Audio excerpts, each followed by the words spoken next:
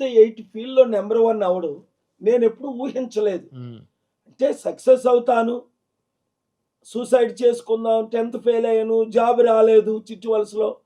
కనీసం రూ. 300 జాబ్ అయినా వస్తే బావుండని ఫిట్టర్‌గా ఫిట్ అవ్వలేదు. ఈయనకి ఐటీ లేదంటే, కానీ అసిస్టెంట్ ఫిట్టర్‌గా అంటే బోల్ట్లు, నట్లు ఇచ్చారు. నాకు హ్మ్. బిగించడం రాలా. హ్మ్.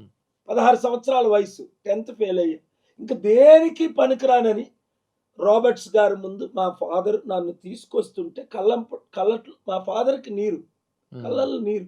ఈడెందుకు పనికొచ్చాడు కాదని. ఎందుకు పనికిరాని పాల్ ఇప్పుడు ఎంతో మందికి ఉపాధి కల్పించే స్థాయికి ఎదిగాడు. ఎందుకు పనికి రాకపోవడమే కాదు, హ్మ్.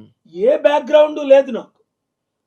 ఈరోజు అవును. నేను ఆంధ్రప్రదేశ్ హైకోర్ట్‌లో వాదనలు వినిపించాలని ఎళ్ళాను. హ్మ్. నిన్న సీజే గారి ముందు ఏపీ హైకోర్ట్‌లో వాదనలు వినిపించా. నాకు కోరికుండేది. అందరిలాగే చదువుకుందాం.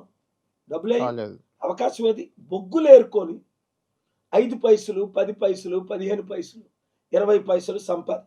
అంటే నా యంత దరిద్రం బహు తక్కువ ఉంటారు ప్రపంచంలో. హ్మ్. కానీ అంత దరిద్రం నుండి ఏ బిజినెస్ చేయకుండా, ఎవరి డబ్బు దొంగిలించకుండా 5,00,000 కోట్లు కేవలం ఇప్పుడు మీకు స్పీచ్ ఇస్తున్నా.